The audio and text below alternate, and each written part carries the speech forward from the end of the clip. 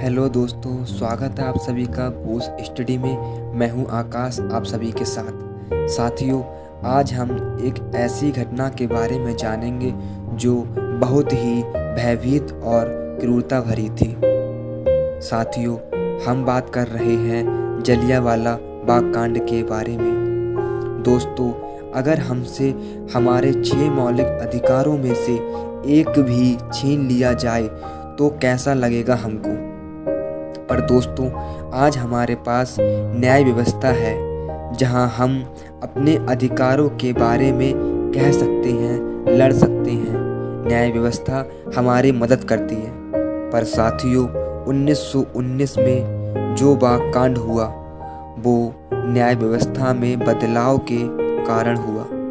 साथियों, 1917 में Sydney Rowlatt की अध्यक्षता में एक कमेटी बनाई गई। इस कमेटी के द्वारा रॉलेट एक्ट बनाया गया, जिसे काला कानून कहा गया, क्योंकि साथियों यह एक्ट भारतीय क्रांतिकारियों की गतिविधियों को रोकने के लिए लाया गया। साथियों, सिर्फ संदेह होने के आधार पर किसी भी क्रांतिकारी या किसी भी व्यक्ति को पकड़ लेती थी अंग्रेजी सरकार। साथियों, वह व्यक्ति ना कोई अपील कर सकता था, ना कोई वकील और ना कोई दलील कर सकता था। दोस्तों, आज हमारे संविधान में आर्टिकल 32 में हैवियस कॉर्पस बंदी प्रत्यक्षीकरण रिट है, जिसके अनुसार हम अपना वकील और अपील कर सकते हैं।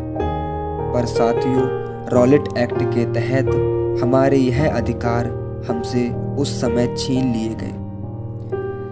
साथियों, रॉलेट एक्ट के तहत पंजाब के 2 बड़े लीडर डॉक्टर सत्यपाल और सैफुद्दीन किचलू को 9 अप्रैल 1919 को गिरफ्तार कर लिया गया, जिस कारण पंजाब की जनता में हिंसा फैल गई। हिंसा को बढ़ता देख अंग्रेज सरकार ने मार्शल लॉ लगा दिया। इस लॉ के अनुसार 4 लोगों का एक साथ खड़ा होना वर्जित था।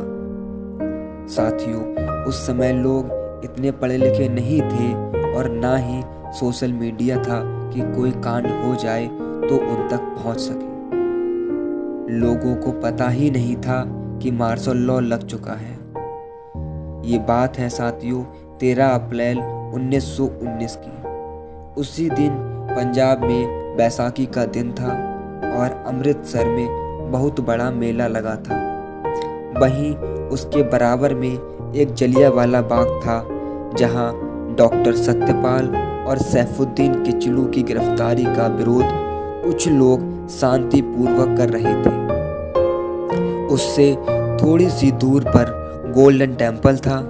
जो लोग मेले और गोल्डन टेम्पल में आए थे वो बाग में आराम करने लगे और जो मीटिंग वहां चल रही थी उसे वह सुनने लगे।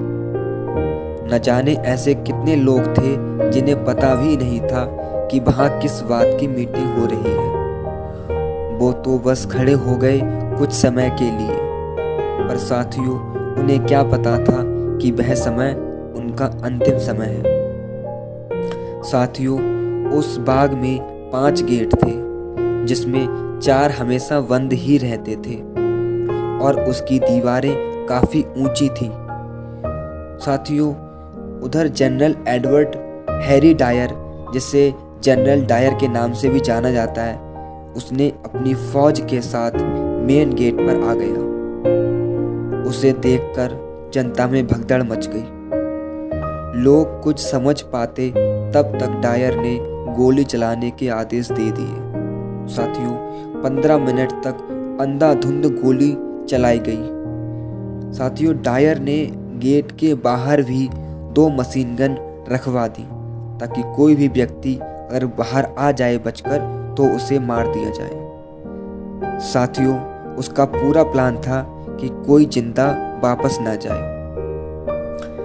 दोस्तों, अंग्रेजी रिपोर्ट के अनुसार 379 और कांग्रेस के अनुसार 1000 लोग से भी अधिक लोग मारे गए। साथियों, इस घटना से पूरे भारत की आंखें नम हो गई थीं और उधर इस घटना से खुश होकर डायर को लंदन बुलाया गया और सम्मानित किया गया और उसका प्रमोशन कर दिया गया। इस घटना से नाराज होकर रविन्द्रनाथ टैगोर ने सर की उपाधि, महात्मा गांधी ने कैसर-ए-हिंद की उपाधि और जमुनालाल बजाज ने राय बहादुर की उपाधि वापस लौटा दी। साथियों, जब कांड हुआ तो सरदार ऊधम सिंह वहीं पर मौजूद थे।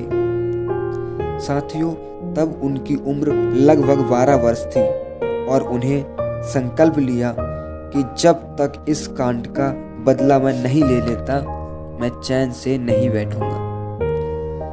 साथियों, वह घर से गरीब थे, अनाथालय में रहते थे।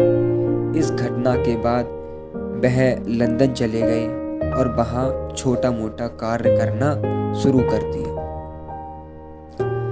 साथियों, बात है 13 मार्च 1940 की, जब लंदन में एक सभा में माइकल डायर गए थे।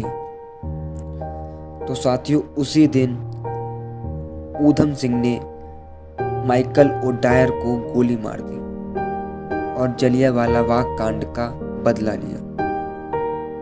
साथियों, general Michael Dyer Jallianwala Bagh कांड के समय पंजाब का लेफ्टिनेंट गवर्नर था।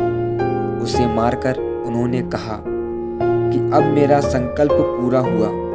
सरदार ऊधम सिंह इतने बड़े क्रांतिकारी थे कि अपने संकल्प, अपने लक्ष्य को नहीं भूले। साथियों, लगभग 21 साल बाद भी उन्होंने अपने लक्ष्य को पूरा किया। ऐसे वीरों को साथियों दिल से नमन, दिल से सलाम, जिनकी वजह से हम स्वतंत्र भारत में सांस ले रहे हैं। ऐसे सभी वीरों को कोटि कोटि प्रणाम। ऐसे सभी वीरों को कोटि कोटि प्रणाम।